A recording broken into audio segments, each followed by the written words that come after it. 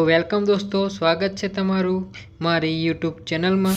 तो दोस्तों, कीर्ति पटेल ની રાજસ્થાનથી ધરપકડ થઈ હતી 2 દિવસ પહેલા।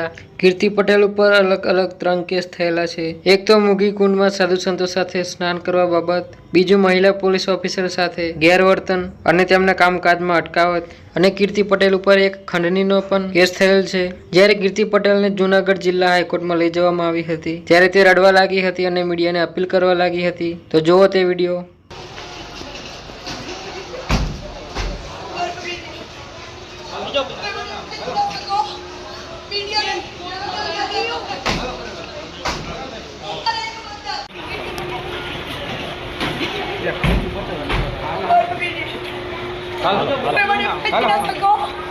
मीडिया